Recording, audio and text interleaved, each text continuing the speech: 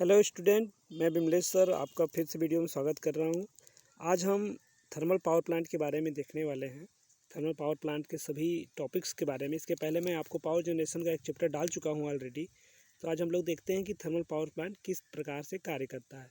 Student, हम लोगों ने इसके पहले पावर जनरेशन का चैप्टर का वीडियो बनाकर मैंने डाला हुआ है, जिसमें मैंने पूरी तरह से दिखाया हुआ है कि कौन कौन से तरीके होते हैं बिजली उत्पादन करने के लिए। उन सभी तरीकों में से आज हम पहले तरीके का एक विस्तार पूर्वक अध्ययन करेंगे, जिसका नाम है थर्मल पावर प्लांट। तो स्टूडेंट, हमने पहले ही आपको बताया हुआ है कि किसी भी टरबाइन को चलाने के लिए अगर हमको बिजली उत्पादन करना है तो हमको टरबाइन को चलाना ही पड़ेगा।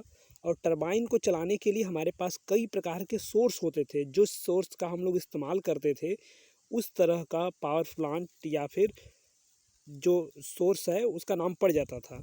जैसे हम लोग पानी से अगर बिजली का उत्पादन कर रहे थे तो हाइड्रो पावर प्लांट, या फिर हवा से कर रहे थे तो विंड पावर प्लांट, अगर न्यूक्लियर से कर रहे हैं तो न्यूक्लियर पावर प्लांट। तो आज हम लोग कोयले के द्वारा, जो वहाँ पर हम लोगों ने पढ़ चुके हैं पहले ही, कोयले के द्वारा उसको जलाकर थर्मल बिजली का उत्पादन करते हैं भाप के द्वारा। तो उसको हम लोग पढ़ेंगे आज विस्तार पूर्वक। उसका नाम है थर्मल पावर प्लांट। स्टूडेंट, हम लोग सबसे पहले चैप्टर स्टार्ट करते हैं। उसके पहले देखते हैं कि ओवरव्यू क्या है इसका। देखिए, हमको बिजली उत्पादन करने के लिए सबसे ज़रूरी होता है कि टरबाइन को घुमाना। यहाँ पर देखिए स्टूडेंट, ये हमारा टरबाइन है, ये टरबाइन है। और टरबाइन को घुमाने के लिए सबसे ज़रूरी आपको क्या चाहिए? टरबाइन को घुमाने के लिए सबसे ज़रूरी आपको चाहिए कि किसी भी तरीके से हम इस टरबाइन को चलाएं। तो हमने यहाँ पर लिया हुआ है भाप को। भाप के द्वारा हम लोग टरबाइन को चलाएंगे। देखिए किस तरह से भाप के द्वारा टरबाइन चलाते हैं। ये हमारा है बॉयलर। बॉयलर से हम लोग क्या करेंगे? अभी बॉयलर के द्वारा हम लोग स्टीम लेंगे, भाप को उत्पादन कराएंगे। भाप देखिए, और ये भाप हमारा इसमें आएगा बॉयलर, जो आपका टरबाइन है। टरबाइन से ये टरबाइन घूमेगा, पूरा रोटेट करेगा इस डायरेक्शन में। और इसके बगल में ही अल्टरनेटर लगाया हुआ है, ये अल्टरनेटर है आपका, ठीक। इस अल्टरनेटर के द्वारा बिजली का उत्पादन हो जाएगा। अब जो बचा हुआ भाप है वो हमारा नीचे कंडेंसर में स्टोर हो जाएगा।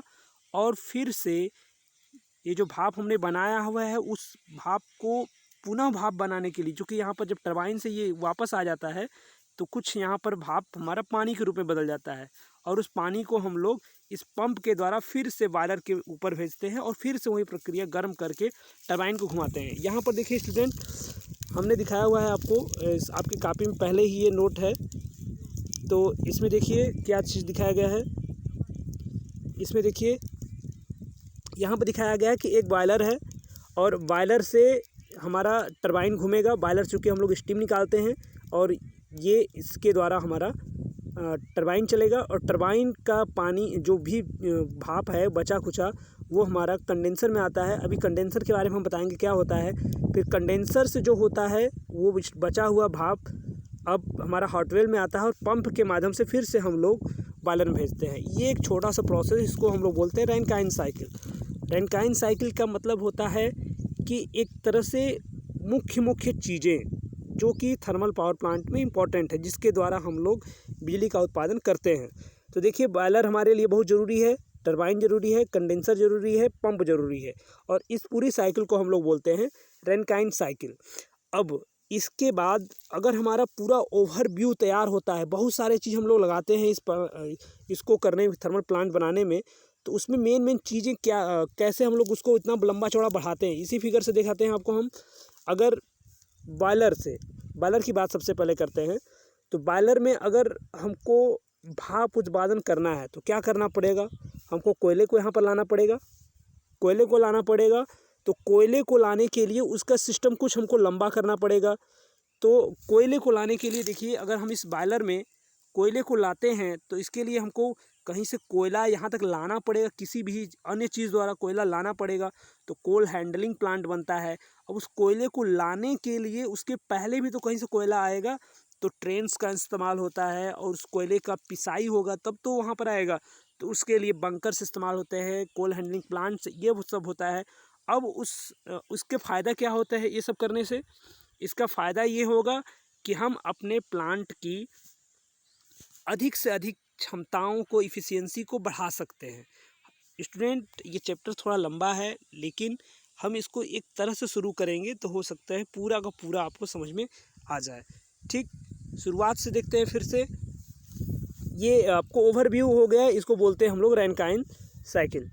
उसके बाद देखिए अब मेन यहाँ पर लिखा हुआ है कि बॉयलर, टरबाइन, कंडेंसर और पंप, मेन इसके 4 पार्ट होते हैं। हम पहले ही आपको बताया है, बॉयलर, टरबाइन, कंडेंसर और पंप। ये चीज़ें होती क्या हैं, क्या होता है बॉयलर, क्या होता है टरबाइन, क्या होता है कंडेंसर, क्या होता है पंप, इसको भी हम लोग आगे अभी देखते हैं। टरबाइन में मेन स्टूडेंट हम लोग करते क्या है, टरबाइन को चलाना है हमको, किसी न किसी तरीके से टरबाइन चलाना है। थर्मल एनर्जी स्टीम से चला रहे हैं तो हमारा नाम हो गया है थर्मल पावर प्लांट। देखिए इंट्रोडक्शन में थर्मल पावर प्लांट के लिखा भी क्या गया है कि स्टीम टरबाइन चलाए जाते हैं जिससे अल्टरनेटर कपल्ड किया जाता है। स्टीम टरबाइन चलाकर अल्टरनेटर को कपल्ड किया जाता है और इलेक्ट्रिकल पावर को उत्पादन करते हैं। इसकी दक्षता जो होती है 25 से 30% होती है। स्टूडेंट, थर्मल पावर प्लांट की दक्षता बहुत ही कम होती है। ऐसा इसलिए क्योंकि इसमें लॉसेस बहुत ज़्यादा होता है। इसका इतना लंबा चौड़ा विस्तार है कि इसकी इफ़िशियंसी भरपूर नहीं रह पाती। और इसकी हम लोग ज़्यादातर से जो जनरेशन होता है वो 11 किलोवोल्ट पर होता है। अब नया वाले जो होने लगा है वो 21 किलोवोल्ट या उससे अधिक भी होने लगा है। ठीक, बॉयलर में जो हम लोग इस्तेमाल करते हैं, बॉयलर का मुख्य कार्य होता है कि भाप का उत्पादन करना। भाप को हम लोग उत्पादन करेंगे। भाप देखिए, अगर आप देखे होंगे घरों में, अगर कुकर अगर आपका होता है उस पर पानी की बूंदें आप छिड़कते हैं तो कुछ भाप निकलते हैं। स्टूडेंट, वही भाप का इस्तेमाल हम लोग करते हैं। अब उस भाप का कैसे इस्तेमाल करते हैं इसको भी हम ओवरव्यू में दिखा रहे हैं कैसे। देखिए कितने पार्ट्स होते हैं यहाँ पर। देखिए कहाँ कहाँ पर थर्मल पावर प्लांट है। सिंगरौली में है, विंध्याचल में है, सतपुरा में है। और ये जो विंध्याचल थर्मल पावर प्लांट है एमपी में, आप जान लीजिए इंडिया का सबसे बड़ा power plant Vindhyachal thermal power plant ही है। इससे बड़ा अभी तक कोई नहीं है। ये आपका पूरा दिखाया गया है कि इंडिया में कहाँ कहाँ पर थर्मल पावर प्लांट हैं और इसके मेन पार्ट कौन से हैं। थर्मल प्लांट के मेन पार्ट्स जो आपको हम पहले ही बता रहे थे। देखिए, coal handling plant. Coal handling plant का मतलब ये है कि कहाँ से कोयले को हम लोग प्लांट में लाएंगे। पल्वराइजिंग प्लांट या चूर्णित संयंत्र। अब उस कोयले को हमको पीसना है, उसको पीसेंगे तब तो बॉयलर में जलाने के लिए एक भट्टी है। बॉयलर का मतलब स्टूडेंट भट्टी, और भट्टी में अगर हम लोग कोयला डालेंगे तो आग निकलेगा। बस बॉयलर का काम उतना ही है कि कोयला को झोंको और आग उत्पादन उससे कराओ। और हम लोग कोयल हैंडलिंग का मतलब यह है कि ट्रेन के द्वारा हम लोग कोयला लाएंगे, एक जगह स्टोर करेंगे, उसमें से जो बड़े बड़े कोयले के पत्थर से होंगे उनको हटाएंगे, उनको थोड़ा पिसाई करेंगे और पोलराइजिंग में उसको महीन एकदम कर देंगे। उसके बाद ड्रॉफ्ट फैन दिया है। ड्रॉफ्ट फैन हमारे क्या करते हैं, उस कोयले को बॉयलर में झोंकने का, हाथ से तो आदमी फेंकेगा नहीं, तो इतनी बड़ी बड़ी मोटर्स लगी होती हैं कि उस कोयले को हमारे बॉयलर्स में उड़ाकर, इतना बड़ा पंखा होता है कि उड़ाकर उसको ले जाए। और कुछ फैंस होती हैं जो उसमें से राख को निकालने के लिए भी काम आती हैं। तो 3 प्रकार के फ़ैन हम लोग इस्तेमाल करते हैं। एक का नाम है पीए फ़ैन, प्राइमरी फ़ैन, और एक का नाम है आईडी फ़ैन, और तीसरे का नाम है FD fan, forced draft fan. तो 3 प्रकार के फ़ैन हम लोग इस्तेमाल करते हैं। बॉयलर के बारे में देखिए, बॉयलर भी हमारे को हमने पहले ही बता दिया है, एक भट्टी होती है। तो उस भट्टी के बारे में भी कई टाइप्स हो जाएंगे। कौन सा भट्टी ज़्यादा मात्रा में हीट का उत्पादन करेगा उसके आधार पर भी हमारे भट्टियाँ कई प्रकार से होती हैं। कुछ खड़े भट्टी हैं, कुछ वर्टिकल्स हैं, कुछ हॉरिजॉन्टल्स हैं। तो इस प्रकार से, और हमारे मेनली 2 प्रकार के हम लोग बॉयलर इस्तेमाल करते हैं। बॉयलर हमारे होते हैं, एक वाटर ट्यूब बॉयलर और एक होता है फायर ट्यूब बॉयलर। तो उस बॉयलर के बारे में भी अभी आने वाले हम लोग। टरबाइंस क्या होते हैं, टरबाइंस ही हमारी आपको पहले ही हम बता चुके हैं कि अगर कोई भी जो भी घूमने वाला पार्ट होता है जिसपे हम लोग स्टीम गिराते हैं या फिर जिस पर पानी हम लोग गिराते हैं, वो हमारा टरबाइन होता है। और टरबाइन से ही हम लोग अल्टरनेटर को कपल्ड करते हैं। टरबाइन जब रोटेट करता है तो उसके शाफ्ट को कपल्ड करके अल्टरनेटर भी हमारा रोटेट करता है। इकोनोमाइज़र क्या है, इकोनोमाइज़र एक तरह से इस प्लांट की इफ़िशियंसी को बढ़ाने में मदद करता है। कूलिंग टावर्स, ये सब भी इफ़िशियंसी को बढ़ाने में मदद करने वाले ही इक्विपमेंट हैं। सुपर हीटर, ये भी वेयर pre heater, feed water pump, उसमें का जो पंप लगा होता है, जो मोटर होती है, सबसे बड़ी मोटर होती है जो पानी को ऊंचाई तक पहुंचाता है ताकि भट्टी हमारी गर्म, जो भट्टी में जो पानी चाहता है उसको पहुंचाता है। आपको स्टूडेंट हम एक ओवरव्यू दिखाएंगे। इस ओवरव्यू में आपको हर एक चीज़ समझ में आ जाएगा। सबसे पहले देखिए, हम लोग शुरू करते हैं इस बॉयलर से देखते हैं। ये सिस्टम यहाँ का बॉयलर दिखाया गया है। यहाँ पर हमने दिखाया हुआ है कि क्या क्या चीज़ें हो रही हैं। देखिए ये है बॉयलर ड्रम। बॉयलर का मुख्य काम होता है कि पानी को गर्म करके भाप बनाना।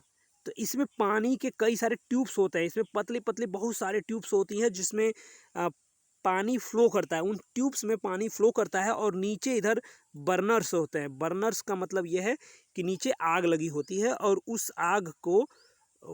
आग से ही हमारा पानी भाप में बदलता है। तो नीचे से हमने आग लगा दिया है इस तरह से, और इसमें कई सारे ये सब पतले पतले जो दिखा रहे हैं ऐसे ही कई सारे ट्यूब्स होते हैं जो उसमें पानी जाता है।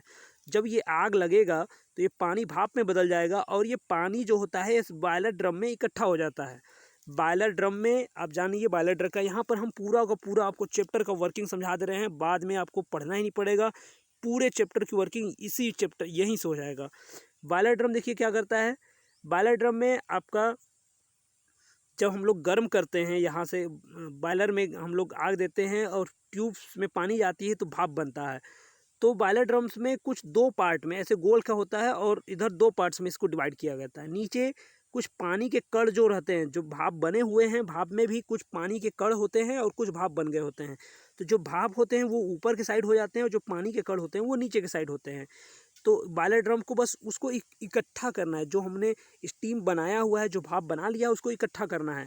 चूँकि वो स्टीम में अभी कुछ नमी है तो उस नमी को हमको समाप्त करना है। क्योंकि अगर नमी समाप्त नहीं करेंगे तो ये आपका जो टरबाइन का पार्ट दिख रहा है, अगर हम लोग नमी टरबाइन पे डालेंगे तो टरबाइन हमारी उसका क्षरण हो जाएगा। जैसे जंग बोलते हैं कि अगर लोहे पर थोड़ा पानी का छिड़काव कर देते हैं, बार बार होता रहता है तो लोहा क्षरण हो जाता है, उस पर जंग लग जाता है। उसी तरह से अगर इस भाप में नमी की मात्रा है तो वो हमारा टरबाइन के लिए नुकसानदायक है। तो उस भाप को हम लोग देखते जाइए हमारा पूरा साइकिल, इस भाप को हम लोग ले जाते हैं सुपर हीटर में। सुपर हीटर अब क्या करेगा। सुपर हीटर का काम है कि जो ड्राई भाप है, यहाँ पर टेम्परेचर देखिए कितना है, 156 ये हमारा प्रेशर है, 156 प्रेशर है और टेम्परेचर लगभग 240 सेल्सियस के आसपास है। और यहाँ पर अभी इसमें थोड़ा बहुत नमी है। इसको हम लोग सुपर हीटर में ले आते हैं। सुपर हीटर का मतलब है कि और अधिक गर्म करना, और अधिक जो थोड़ा शुष्क भाप है उसको हम लोग और अधिक गर्म करते हैं। जब उसको गर्म करेंगे तो एकदम भाप जो हल्का फुल्का उसमें पानी के कण थे वो भी एकदम शुष्क हो जाते हैं उसमें, यानी पानी के बिल्कुल ही कण नहीं रह जाएंगे। अब इसको हम लोग ले जाते हैं हाई प्रेशर टरबाइन पर। हाई प्रेशर टरबाइन जो कि ज़्यादा से प्रेशर झेलने के लिए बनाया गया होता है, ठीक है। इस पे ले जाते हैं। यहाँ पर कुछ टेम्परेचर और प्रेशर दोनों, टेम्परेचर और प्रेशर दोनों ही कम हो जाता है जो हमने बनाया हुआ है बॉयलर के द्वारा। तो अब इसको फिर से गर्म किया जाता है रीहीटर के द्वारा। यहाँ से देखिए साइकिल लगा हुआ है रीहीटर का। रीहीटर के द्वारा हम लोग इसको फिर से गर्म करते हैं और भेजते हैं इंटरमीडिएट प्रेशर टरबाइन में, और इंटरमीडिएट प्रेशर से जो बचा हुआ भाप है वो हमारा आ जाता है लो प्रेशर टरबाइन में। तो यहाँ पर देखिए टरबाइन के 3 सिस्टम हैं, एक है हाई प्रेशर टरबाइन, एक है इंटरमीडिएट प्रेशर टरबाइन और एक है low pressure turbine. Low pressure turbine में जो पानी और आता है, यहाँ पर देखिए 540 अंश सेल्सियस के आसपास है टेम्परेचर, 153 kg इसका लगभग प्रेशर है। यहाँ पर और कम हो जाता है, देखिए लगभग 37 kg के आसपास टेम्परेचर भी यहाँ पर डिक्रीज हो गई होती है। लेकिन और यहाँ पर आते आते देखिए माइनस में आ जाता है। ये आपका हमने जो ये फिगर आप देख रहे हैं ये हम थर्मल पावर प्लांट से ही लिए हुए हैं, जब हम प्लांट में अप्रेंटिस कर रहे थे वहीं से है। देखिए यहाँ पर टरबाइन से हमारा जनरेटर कपल्ड दिखाया गया है कि यहाँ पर 15 दिखाया गया है कि 15.4 kV का यहाँ पर जनरेटर है, और ये जनरेटर के बाद हम लोग को इधर स्टूडेंट इलेक्ट्रिसिटी मिल जाती है 3 फेज की। अब यहाँ से जो लो प्रेशर टरबाइन है इसके द्वारा जो भाप बचा होता है वो एकदम ठंडा हो गया होता है और उसमें फिर से हल्की हल्की भाप की मात्रा, फिर से नमी की मात्रा आ जाती हैं, जो आधा पानी और आधा भाप होता है यहाँ पर। तो यहीं पर इसके नीचे बनाया होता है हॉट वेल, जिसको बोलते हैं हम लोग हॉट वेल। यहाँ पर उसको इकट्ठा करते हैं, जो टरबाइन्स के पानी होते हैं यहीं पर इकट्ठा किया जाता है, और उसको हम लोग अब फिर से जो भाप हमारा आधा भाप आधा पानी हो गया होता है उसको हम लोग फिर से टोटल पानी में कन्वर्ट करते हैं। तो इसके लिए देखिए यहाँ पर हमने कंडेंसर लगाया हुआ है। कंडेंसर क्या काम करता है, उस पूरे भाप को, जो आधा भाप और आधा पानी है, उसको हम लोग टोटली ठंडा करते हैं। ठंडा इसलिए करते हैं ताकि जो भी कण भाप के हैं और जो पानी के हैं उसको टोटल पानी में बदल दिया जाए। तो यहाँ पर टोटल पानी में बदल दिया जाता है और ठंडा करके फिर उसको आगे भेजा जाता है। अब चूँकि उस जो पानी है अब यहाँ पर वो स्थिर है एकदम, उसमें कोई प्रेशर नहीं है, तो उसको फिर एक पंप लगाकर थोड़ा आगे भेजा जाता है। आगे लगा होता है LPHS मतलब low pressure heater. Low pressure heater का काम क्या होता है कि हल्की मात्रा में उस पानी को हम लोग अब गर्म करते हैं। वो पानी को हम लोग हल्का गर्म करते हैं। गर्म करने के बाद भेज देते हैं हम लोग डीएरेटर में। डीएरेटर क्या करता है स्टूडेंट, डीएरेटर जो पानी में कुछ कमी रह गई है, जैसे कि उसमें कुछ हानिकारक तत्व हैं, कुछ गैसें हैं, इन गैसों को हम लोग डीएरेटर में समाप्त कर देते हैं, उसको अलग निकाल कर तब आगे भेजा जाता है। अब आगे देखिए भेजते हैं क्या होता है, क्योंकि हम आगे देखिए लगा हुआ है boiler feed pump. Boiler feed pump का क्या काम होता है, ये जो मोटर है यहाँ पर बॉयलर फीड पंप हमारा जो होता है प्लांट की सबसे बड़ी मोटर होती है, जो कि पानी को बॉयलर के हेड तक पहुंचाने का कार्य करती है। आपको स्टूडेंट हम पहले ही बता चुके हैं कि बॉयलर काफ़ी ऊंचा होता है। बॉयलर आपका लगभग 7-8 तल्ला ऊंचाई इतना होता है। जैसे अगर हम लोग बिल्डिंग की बात करेंगे तो बिल्डिंग में बॉयलर बहुत ही ऊंचा होता है। ये देखिए यहाँ पर हमने बॉयलर को दिखाया हुआ है और ये आपका सिस्टम है। तो बॉयलर तक पानी को पहुँचाने के लिए हम यहाँ से ग्राउंड से पूरा ऊपर तक पानी को पहुँचाते हैं, तो काफ़ी ऊंचाई पर बॉयलर होता है। तो उसके लिए हमको बड़ी मोटर इस्तेमाल करनी पड़ती है और बड़ी मोटर के लिए ज़्यादा पावर भी लगाना पड़ता है। तो ये देखिए बॉयलर फीड पंप से हम लोग पानी को भेज दिए। अब हाई प्रेशर पानी हमारा जब हम लोग भेज रहे हैं तो हाई प्रेशर में हो गया। तो अब यहाँ पर प्रेशर काफ़ी ज़्यादा हो गया है, 168 आ गया है। इसका टेम्परेचर देखिए अभी डाउन है। यहाँ पर लो प्रेशर हीटर में हम लोग फिर से इसको गर्म करते हैं तो कुछ टेम्परेचर बढ़ जाता है हमारा, यानी कि उस पानी को हम लोग और गर्म कर दिए। और गर्म करने के बाद यहाँ पर फीड वाटर रेगुलेटिंग सिस्टम लगाया गया है। फीड वाटर रेगुलेटिंग सिस्टम का मतलब है कि जितना पानी आपको आगे देना है उतना ही दीजिए। इकोनोमाइज़र क्या करता है, उस पानी को और गर्म करेगा। अब यहाँ से गर्म होने के बाद फिर से हमारा आ जाएगा बॉयलर ड्रम में। बॉयलर ड्रम में आपको पहले ही बताया जा चुका है कि इन ट्यूब्स में, इन जो ट्यूब है, इन ट्यूब में जो पानी होता है अब इतना गर्म कर देते हैं कि वो पानी अब भाप के रूप में बदल गया होता है और बॉयलर ड्रम में इकट्ठा होता है। ठीक है स्टूडेंट, ये पूरी की पूरी साइकिल हो गई। देखिए और क्या क्या चीज़ें लगी हुई हैं। ये बॉयलर है, बॉयलर में हम लोग कोयला कहाँ से डालते हैं, कोयला को डालने के लिए ये देखिए हमारे पास PA फ़ैन है। PA फ़ैन का मतलब है प्राइमरी फ़ैन। यहाँ पर मिल्स होती हैं, 6 मिल्स होती हैं जो कि कोयला, इसमें पीसा हुआ कोयला होता है। ठीक है, इन पीसे हुए कोयले को हम लोग इस फ़ैन के, यहाँ बड़ी मोटर होती है, ये फ़ैन होता है, इस इधर से हवा देता है और उड़ा कर इसको बॉयलर में पहुँचाता है। ठीक, PA फ़ैन का काम है कि जो मिल्स में कोयला हैं उन कोयले को उड़ा कर आपके बॉयलर में तक पहुँचाना होता है। ठीक, और चूँकि आप जानते हैं कि कोई भी आग जलती ऐसे है नहीं, उसके लिए हमको थोड़ा हवा भी देना पड़ता है। तो यहाँ पर हम लोग लगाते हैं FD फ़ैन। FD फ़ैन क्या करता है कि बाहर से हवा लेकर, बाहर से हवा लेता है और अंदर एयर प्रीहीटर यानी कि हल्का हवा को गर्म, यहाँ पर एयर प्रीहीटर में हल्का हवा को गर्म किया जाता है और गर्म हवा भी हमारे बॉयलर में झोंका जाता है। तो इस तरह से हमारी बॉयलर की जो भट्ठी है पूरी तरह से आग एकदम उसमें जलने लगता है। ठीक है, और जितनी पर्याप्त मात्रा में हीट चाहिए होता है, हीट हमारी कितनी चाहिए होती है, लगभग 500 डिग्री सेल्सियस के आसपास, 500 550 डिग्री सेल्सियस के आसपास। यहाँ आप देख सकते हैं 538 लिखा गया ऊपर। तो 538 सेल्सियस ये प्लांट का एकदम एग्जैक्ट है, इतना पर प्लांट को वहाँ पर चल रहा था। तो 540 550 इतना पर हमको टेम्परेचर चाहिए होता है। और उसके बाद देखिए जो बचा हुआ है यहाँ पर लगा हुआ है एक ESP। ESP का मतलब होता है इलेक्ट्रोस्टैटिक प्रेसिपिटेट।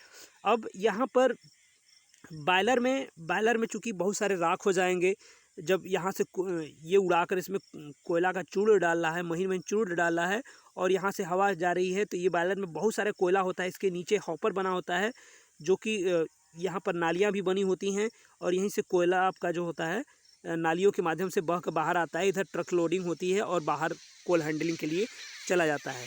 लेकिन इधर देखिए ESP का काम क्या है, ESP का काम ये है कि जो भी बॉयलर का जो उसमें धुआं होता है जिसको हम लोग राख बोलते हैं, वो राख अपने आप तो हमारे उधर चिमनी के पास में उड़ नहीं जाता है, उसको निकालना पड़ता है, उसको हाई प्रेशर से निकालना पड़ता है। तो उसके लिए भी बड़ी बड़ी मोटर लगी होती है, ID फ़ैन उसको बोलते हैं। ESP का काम है कि उन राखों के जो टुकड़े हैं उसमें काफ़ी मात्रा में अगर डस्ट जाएंगे तो पूरा पर्यावरण प्रदूषण हो जाएगा हमारा। तो उसको बचाने के लिए ईएसपी में लगाया जाता है कई सारे इलेक्ट्रोड जो कि नेगेटिव चार्ज का काम करते हैं ऑलरेडी। और जो राख के कण होते हैं उनको ऐसा किया जाता है डिज़ाइन, यहाँ पर इसमें बैटरी लगी होती है और जो प्लेट हमारे होते हैं इसमें ईएसपी में वो निगेटिव का काम करते हैं, और जो राख आती है वो राख को पॉजिटिव का काम करता है, और जाकर ईएसपी में जो प्लेट्स होती हैं वो राख के कण उस प्लेट्स पे चिपक जाते हैं, जिससे राख के टुकड़े जो होते हैं वो चिमनी में बाहर नहीं आ पाते हैं। यानी कि हमारा जो पर्यावरण है उसको प्रदूषण बचाने के लिए ईएसपी का इस्तेमाल किया जाता है, और ईएसपी से हम लोग राख के टुकड़े को बचा देते हैं, वातावरण में नहीं जाने देते हैं। आईडी फैन की बात करें स्टूडेंट तो इंड्यूस ड्राफ्ट फैन नाम इसका। ये प्लांट की सबसे बड़ी मोटर होती है, क्योंकि देखिए यहाँ पर एक एफडी फैन है जो इसके अंदर हवा को डाल रही है, और पीए फैन जो है जो इसके अंदर को हवा को डाल रही है। अब जितने हवा को ये डाल रहा है उतना हवा निकलना भी तो चाहिए, तो उसके लिए हम लोग इन दोनों साइज के बराबर हम लोग लगाते हैं आईडी फैन। और ये आईडी फैन इन दोनों मोटरों से बड़ी होती है, और ये खींचता है, ये यहाँ से जो राख होती है उसको खींच कर चिमनी के माध्यम से बाहर निकालता है। तो ओवरऑल स्टूडेंट आप देख चुके हैं कि किस तरह से हमारा थर्मल पावर प्लांट कार्य करता है। अगर आप देखिए इसके आगे भी अगर हम लोग देखें तो पूरा का पूरा जो आप चैप्टर पढ़ेंगे उसमें यही चीज़ लिखा हुआ है। ये देखिए बॉयलर है, बॉयलर से जो आता है हमारा इधर टरबाइन में आपको दिखाया गया है पहले ही, ये बॉयलर है, बॉयलर से टरबाइन में आएगा। ठीक, टरबाइन देखिए यहाँ पर दिखाया गया है कि ये टरबाइन है, टरबाइन के बाद कहाँ जा रहा है, नीचे कंडेंसर में जाता है। तो यहाँ पर देखिए सिस्टम जो पहला वाला है टरबाइन के बाद नीचे कंडेंसर वाला सिस्टम है, नीचे कंडेंसर में पानी आ रहा है, कंडेंसर के बाद हमारी जो बीएफवी पंप है, मोटर बॉयलर फीड पंप है, वहाँ पर फिर से उसको फिर ऊंचाई पर भेजकर फिर से भेजा जा रहा है बॉयलर सिस्टम में। ठीक है स्टूडेंट, तो इस तरह से प्लांट हमारा काम करता है। हमने ये भी फिगर लिखा हुआ है, यहाँ पर भी आपको वही चीज़ दिखेगा जो हम पहले उधर दिखाए हुए हैं। यहाँ पर भी देखिए बॉयलर है, बॉयलर ड्रम यहाँ पर दिखाया गया है, आधा नीचे पानी है, ऊपर भाप है। यहाँ पर ये पूरा बॉयलर सिस्टम को ऐसे दिखाया गया है। ये देखिए जो लकीरें दिखाई गई हैं, कौन सा किधर जा रहा है उस लकीर को ज़रूर देखिए। यहाँ से देखिए सुपर हीटर से, यहाँ पर भी सुपर हीटर से ये जा रहा है, ये हाई प्रेशर टरबाइन में, हाई प्रेशर टरबाइन से निकल कर रीहीटर में, रीहीटर फिर से गर्म करके इंटरमीडिएट प्रेशर टरबाइन, उससे निकल कर लो प्रेशर टरबाइन में। यहाँ पर देखिए इस पानी को फिर से ठंडा किया जा रहा है कंडेंसर में, कंडेंसर में इसको बोलते हैं कूलिंग टावर। कूल टावर का मतलब होता है पानी को ठंडा करने के लिए। अब यहाँ पर कंडेंसर पंप लगा हुआ है, कंडेंसर पंप उस पानी को आगे भेजेगा। यहाँ पर हल्का गर्म किया जाता है लो प्रेशर हीटर डिएरेटर में, उसमें से जो अशुद्धि होती है उसको निकाला जाता है, उसमें अन्य गैसें निकाली जाती है। बॉयलर फीड पंप के द्वारा उसको हम लोग फिर से आगे भेजते हैं हाई प्रेस एचपी हीटर के द्वारा, उसको और मात्रा में गर्म किया जाता है, इकोनोमाइज़र में पूर्ण रूप से उसको गर्म कर दिया जाता है, और फिर से यहाँ पर हमारा बॉयलर ड्रम में वहाँ आधा भाप आधा पानी इस तरह से तैयार हो जाता है स्टूडेंट। ठीक है, देखिए आपको यही चीज़ सेम लिखवाया भी गया है, इसके लिए आप कंफ्यूजन मत करिएगा। कोल हैंडलिंग प्लांट में दिखाया गया कि कोयले को हम लोग कहाँ से लाते हैं।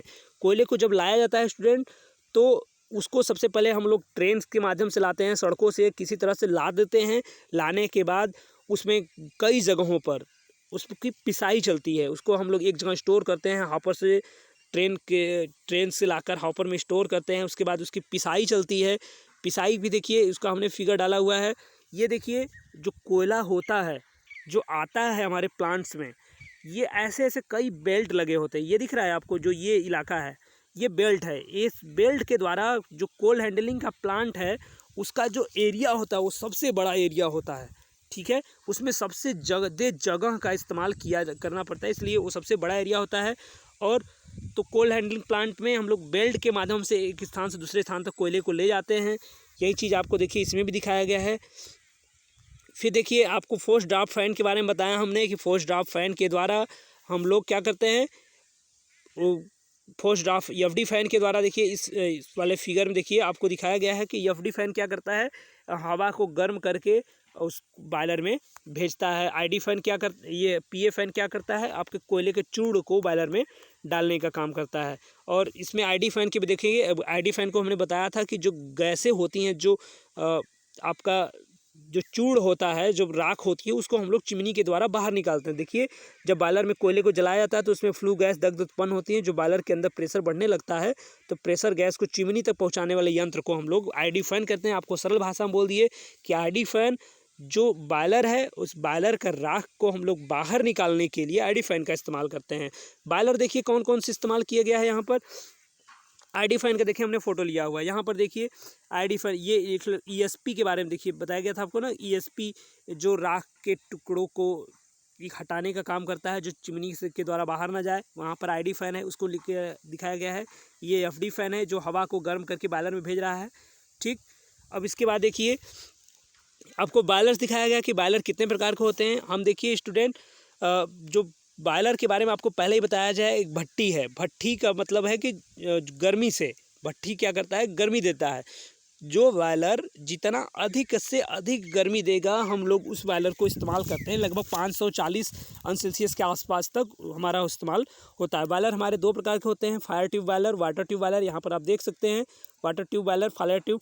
फायर ट्यूब बॉयलर का मतलब क्या है, वाटर ट्यूब बॉयलर का मतलब क्या है, यहाँ पर देखिए हमने फिगर लिया हुआ है। वाटर ट्यूब बॉयलर का मतलब होता है कि ट्यूब्स में पानी जाएगा। हम पहले ही आपको शुरू में ही बताए थे कि ट्यूब्स होती है बहुत सारी, उसमें पानी लग जाता है और उसके नीचे हम लोग आग लगाते हैं, जिसके द्वारा ये ट्यूब्स का जो पानी है वो गर्म होकर भाप में बदल जाएगा। इधर देखिए आधा भाप है आधा पानी है। आपको जो बॉयलर ड्रम के बारे में बताया गया था वो यही है।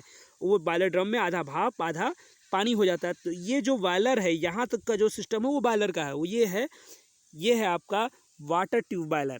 ठीक, अब देखिए फायर ट्यूब बॉयलर के बारे में देखेंगे क्या होता है। वो फायर ट्यूब बॉयलर के में जो ट्यूब्स होती हैं उसमें अब ही आग जाएगा, जो ट्यूब्स है उसमें आग जाएगा, पानी हमारा पूरा बाहर रहेगा। ठीक है स्टूडेंट, तो इसमें भी हमारा हीट जनरेट करते हैं, लेकिन इसमें काफ़ी कम मात्रा में हीट जनरेट होता है। देखिए ये सब आपको पहले ही अब भेजा जा चुका है व्हाट्सएप के द्वारा, तो इस सब चीज़ों के बारे में ज़्यादा बताना नहीं है। जो आपको हम फिगर डाले हुए हैं उस फिगर को सब समझा देते हैं। ओवरव्यू आपको पूरा का पूरा हमने बता दिया है। अगर कोई दिक्कत होगी आप हमको व्हाट्सएप के द्वारा बता सकते हैं, सर इस टॉपिक में समझ नहीं है, उस टॉपिक का हम एक अलग से वीडियो आपको बनाकर भेज देंगे। कोई भी डाउट हो स्टूडेंट तुरंत आप बताइएगा कि सर ये समझ में नहीं आया, हम तुरंत बता देंगे। ठीक है, इसके बाद एक वीडियो मैं और डालने वाला हूँ, इसमें आपको थोड़ा और समझ में आएगा। ये देखिए यहाँ पर दिखाया गया है कि एज हैंडलिंग, राख को कैसे एक स्थान से दूसरे स्थान तक भेजा जाता है। ये देखिए यहाँ पर मेरा दिखाया गया है बॉयलर। ठीक, बॉयलर जब यहाँ पर कोयला गर्म हो जाता है, उसका चूड़ जब होता है तो वो नीचे गिरता है और यहाँ पर बेल्ट लगे होते हैं जो कि उस कोयले को हटाने का काम करते हैं। जैसे आप फरुही गांव में देखे होंगे, कुछ हटाने के लिए एक तरह से फरुही बनाई जाती है, तो उसी तरह से यहाँ पर लगा होता है जो राख को हटाता रहता है। यहाँ से बॉयलर का जो राख है उसको हटाकर बेल्ट के माध्यम से ऊंचाई तक ले आकर उसको ट्रक में लोडिंग कर दिया जाता है। काफ़ी मात्रा में यहीं से राख हट जाती है, लेकिन कुछ मात्रा में जो राख होती है वो उड़ती उड़ती आगे तक निकल जाती है। तो उड़ते उड़ते आगे जो निकल जा रही है उसको देखिए हमने बताया हुआ है कि ईएसपी लगाते हैं, इलेक्ट्रोस्टैटिक प्रेसिपिटेटर। इसका काम क्या होता है कि ये राखों के कण जो होते हैं अपने आप इकट्ठा कर उसको हवा में नहीं जाने देता। तो यहाँ से भी देखिए स्टोर हो रहा है और इसके द्वारा भी यहाँ पर एक हैमर होता है, उस हैमर से पीट कर इस राख जो टुकड़े होते हैं उसको छुड़ा लिया जाता है और इसको भी ट्रक के माध्यम से लोडिंग करके आगे भेज दिया जाता है। बाकी जो आईडी फैन है उसको हमारा आगे धुआं निकल जाता है। ठीक है स्टूडेंट, ये सब दिखाया गया कि ट्रक के माध्यम से लोडिंग हो रहा है। ठीक, नेक्स्ट देखिए अब टरबाइंस के बारे में, इकोनोमाइज़र के बारे में बताया गया। देखिए इकोनोमाइज़र हम एक तरह से उसकी इफ़िशियंसी को बढ़ाने के लिए, उस पानी को गर्म करने के लिए हम लोग इस्तेमाल कर रहे थे, जो बॉयलर की दक्षता को बढ़ा दे रहा था। ठीक, कूलिंग टावर्स, जो कंडेंसर के पास का पानी था उसको ठंडा करने के लिए कूलिंग टावर्स। सुपर हीटर, जो हमारा बॉयलर ड्रम में जो आधा पानी आधा गैस था उसको और अत्यधिक गर्म करने के लिए हम लोग सुपर हीटर इस्तेमाल करते हैं। देखिए बॉयलर फीड पंप के बारे में बताया गया था कि ये पानी को सबसे ऊंचाई तक ले आता है, हाई प्रेशर क्रिएट करने के लिए होता है। ये देखिए मोटर होती है, एक पंप होता है, उसको आगे तक भेजने का कार्य करता है। एयर प्रीहीटर के बारे में बताया गया है कि एयर प्रीहीटर जो फैंस होते हैं उसके माध्यम से बॉयलर के अंदर उचित मात्रा में जितनी ज़रूरत होती है उतनी मात्रा में एयर को भेजा जाता है, हवा को भेजा जाता है, ताकि बॉयलर के अंदर आसानी से गर्म जो कोयला है वो आसानी से जल सके। कंडेंसर के बारे में देखिए बताया गया कि टरबाइन से जो निकला हुआ स्टीम होता है उसको ठंडा करने के लिए कंडेंसर का इस्तेमाल करते हैं। अल्टरनेटर को तो आप स्टूडेंट पहले ही जानते हैं कि अल्टरनेटर हमारा इलेक्ट्रिकल विद्युत ऊर्जा को उत्पादन करने के लिए काम में लाता है, जिसको हम लोग टरबाइन से प्राइम मूवर के रूप में इस्तेमाल करके टरबाइन चलाते हैं और अल्टरनेटर हमसे हमको बिजली मिलता है। ये दिखाया गया कंडेंसर किस तरह से काम करता है ठंडा करने का। तो देखिए टरबाइन से कंडेंसर का पानी नीचे आता है इधर, ठीक है, टरबाइन से पानी नीचे आता है और इस पानी को हम लोग 2 मोटरें लगी होती हैं जिसमें इधर से ठंडा पानी आएगा और इधर से यहाँ से इसका गर्म पानी जाएगा और इधर से ठंडा पानी आएगा, जिसके माध्यम से इस कंडेंसर का पूरा पानी ठंडा कर दिया था। और ये टावर्स है जिसके माध्यम से यहाँ पर भी पानी को ठंडा किया जाता है। ठीक है स्टूडेंट, वीडियो काफ़ी लंबा हो रहा है लेकिन अभी जितना है आपको ख़त्म ही करा दे रहे हैं। फिर कोई दिक्कत होगा आप हमको मैसेज करिएगा कि सर ये टॉपिक अभी नहीं समझ में आया, उसको बता दीजिए, उसको हम फिर से समझा देंगे। चिमनी के बारे में देखिए आपको बता दिए हैं। चिमनी आपका क्या काम करता है, धुएं को निकालने का ही काम करता है और ये काफ़ी ऊंचाई पर होता है ताकि पर्यावरण प्रदूषण के लिए सब ऊंचाई पर चला जाए। जो भी उसमें राख के कण नहीं होते हैं स्टूडेंट, वो जो धुआं निकलता है वो प्योरीफाई होता है, वो पर्यावरण प्रदूषण के लिए बिल्कुल नहीं होता है। उसके पहले हम लोग ESP जो लगा देते हैं वो राख के कणों को हटा देता है, इसलिए धुआं इसका सफ़ेद होता है। थर्मल पावर प्लांट के लिए उपयुक्त स्थान देखिए, अगर आप पहले का ही वीडियो देखे होंगे, ये देखिए हमने ESP का फिगर लिया हुआ है। ESP आपका कैसे करता है, ये प्लेट्स होती हैं, ये प्लेट्स होती हैं, इन सबों पर निगेटिव चार्ज पहले से ही ऑलरेडी फिट होता है। ठीक है, इन सब पे निगेटिव चार्ज होता है। जो राख के कण आते हैं इधर से फ्लो करके आएंगे, ये वो पॉजिटिव का काम करते हैं और इन पर ही वो सब चिपक जाते हैं। ठीक, इन सब कणों इस पर ESP पर चिपक जाते हैं और ऊपर एक हैमर होता है लोहे का, उससे पीट दिया जाता है। जब ऐसे पीटा जाता है तो ये पूरा का पूरा यहाँ से राख के टुकड़े नीचे की तरफ झड़ जाते हैं और नीचे की तरफ हम लोग ट्रक लोडिंग कराकर उसको आगे की तरफ भेज देते हैं। इसके द्वारा जो बचा हुआ राख होता है वो आगे निकल जाता है हमारे चिमनी में और चिमनी में हमारा फ्रेश धुआं निकल जाता है। ठीक है स्टूडेंट, ये ESP का काम होता है, एक तरह से डस्ट को प्योरीफाई करने का काम करता है। यहाँ पर देखिए अगर आपको दिखाया गया कि पावर प्लांट हम लोग कहाँ लगा सकते हैं, तो पावर प्लांट लगाने के लिए कई सारी चीज़ें हमको देखनी पड़ती है। जैसे यहाँ लिखा गया कि कोयले की उपलब्धता, अगल बगल कोयला अगर मिल जाए तो हमको भाड़ा किराया कम लग जाएगा उसका। अगर देखिए फिर उसके बाद क्या है, राख निष्कासन सुविधाएं, राख जितने कोयले को हम लोग उसमें डालेंगे, देखिए आपको बताया गया था पहले ही, अच्छी क्वालिटी का जो कोयला होता है उसमें 5% राख मिलता है और जो ख़राब क्वालिटी का कोयला होता है उसमें लगभग 40% तक राख मिलता है। तो जितना हम लोग कोयला डालेंगे उसमें राख निकालना भी पड़ेगा, तो इसलिए उसके आसपास काफ़ी जगह पर्याप्त मात्रा में बंजर ज़मीनें होनी चाहिए जहाँ पर हम लोग आसानी से राख को हटा सकें। स्थान की आवश्यकता, स्थान की भरपूर होना चाहिए ताकि अगर प्लांट को हमको विस्तार करना हुआ या प्लांट बैठाने में जितना जगह लगेगा वो पूरा का पूरा आसानी से मिल जाए। भूमि की प्रकृति, भूमि कहीं हमारा दलदल ना हो, बनाए उपजाऊ भी ना हो, क्योंकि उपजाऊ ज़मीन हम लोग इसके लिए इस्तेमाल नहीं करते हैं, ज़मीन ख़राब हो जाएगी हमारी। ठीक, जल की उपलब्धता, जल देखिए यहाँ पर भी जिस तरह पीछे दिखाया गया है वाटर यहाँ पर है। ठीक, रोड भी होना चाहिए ताकि प्लांट में कोई सामान हो तुरंत पहुँचाया जा सके, ये इसका बायलर दिखाया गया है। यहाँ पर देखिए ये बॉयलर में दिखाया गया है कि यहाँ पर स्विच यार्ड्स हैं, जो बॉयलर से बिजली का उत्पादन होता है, ये इस क्षेत्रों में बनती है हमारी बिजली। यहाँ पर उसको स्टोर किया, उसको भेजने का काम करते हैं ट्रांसमिशन करने के लिए। यहाँ पर हम स्विच यार्ड लगाया गया है। ये कंट्रोल रूम है। ठीक, ये बॉयलर दिखाया गया है सबसे ऊंचा जो होता है, ये कूलिंग टावर्स है। ठीक, तो ये हमारा पूरा का पूरा दिखाया गया आपको। इधर देखिए और क्या क्या प्लांट्स के लिए ज़रूरी चीज़ें हैं, या और कारीगरों की उपलब्धता, कारीगर यानी कि उसमें काम करने के लिए मजदूर, ये सब हमको आसानी से मिल जाए। परिवहन सुविधाएं, रोड होनी चाहिए। जन समस्याएं, प्लांट का आकार, तो प्लांट का आकार जिस तरह से हो उस तरह से वहाँ पर व्यवस्थाएं होनी चाहिए। तो हमको ये सब चीज़ें देखनी पड़ती है कि हम लोग कहाँ पर थर्मल पावर प्लांट को बिठाएँ। ठीक, तो अब देखिए types of plant percentage in India, पर भारत में लगभग 70% जो बिजली का उत्पादन होता है, यहाँ पर 67 लिखा गया है लेकिन लगभग 67-70% जो होती है बिजली का उत्पादन हम लोग थर्मल पावर प्लांट से ही करते हैं। थर्मल पावर प्लांट सोच लीजिए कि आपके लिए कितना इंपॉर्टेंट है जानना, क्योंकि इसके लगभग 67% बिजली का उत्पादन हम लोग थर्मल पावर प्लांट से ही करते हैं। अगर हाइड्रो की बात करें तो हाइड्रो से मात्र 17% हम लोग बिजली का उत्पादन करते हैं। न्यूक्लियर तो काफ़ी कम है, 7%। डीजल जो है वो मात्र 3% है। ठीक, अब और देखिए जो हम लोग देखे थे विंड प्लांट्स, टाइडल प्लांट्स, ये सब अभी विस्तार हो रहा है, इसको non renewable source of energy बोलते हैं। रिन्यूएबल सोर्स ऑफ एनर्जी जो हमारे हैं, जो भी है अंतर्गत आते हैं रिन्यूएबल सोर्स ऑफ एनर्जी के अंतर्गत, तो वो सब हमारे कभी समाप्त नहीं होते हैं, लेकिन उनका अभी विस्तार चल रहा है, इसलिए उनका अभी ज़्यादातर हम लोग इस्तेमाल नहीं करते हैं। पीक लोड प्लांट क्या होता है, बेस लोड प्लांट क्या होता है? देखिए, कभी आप देखिए होंगे सुबह के टाइम और शाम के टाइम घरों में लोड ज़्यादा होता है, क्योंकि उस समय हीटर्स पे खाना लोग बनाते हैं या फिर सोए होते हैं। ज़्यादातर से काम सुबह के टाइम और शाम के टाइम ही ज़्यादातर से लोग करते हैं, हीटर्स वगैरह का इस्तेमाल करते हैं, जिसके कारण सुबह के टाइम 6 से 8, शाम के टाइम 6 से 8 ये लोड बहुत ज़्यादा होता है। और जब लोड ज़्यादा होता है तो हमारा ग्रिड सिस्टम फेल होने का चांस रहता है, इसलिए उस लोड की भरपाई करने के लिए हम लोग अतिरिक्त जो डीजल प्लांट्स, पावर प्लांट्स बने होते हैं उसको चलाते हैं, ताकि उस लोड की भरपाई आसानी से किया जा सके। इसका मतलब ये है कि जब लोड बढ़ जाता है, देखिए अगर हम लोग बात करें एक ग्राफ की, तो जब लोड सामान्य होता है तो उस समय उसको हम लोग बोलते हैं बेस लोड, लेकिन जिस टाइम लोड हमारा अधिक होता है उसको हम लोग बोलते हैं पीक लोड। ठीक, तो ये हमने ग्राफ में दिखाया कि अगर ये हमारा लगभग है एवरेज लोड, जैसे हम लोग मानते हैं, तो लगभग जो एवरेज लोड है उसको हम लोग बेस लोड बोलते हैं। जब बढ़ जाता है लोड तो उसको हम लोग बोलते हैं पीक लोड, बढ़े हुए लोड को हम लोग बोलते हैं पीक लोड, और उसको समाप्त करने के लिए हम लोग करते हैं डीजल प्लांट का इस्तेमाल। और एवरेज जो बेस लोड होता है उसके लिए तो थर्मल प्लांट्स, हाइड्रो प्लांट्स इस्तेमाल होते ही हैं। रनिंग कास्ट किस में आती है? रनिंग कास्ट का मतलब है कि प्रचालन में अधिक लागत।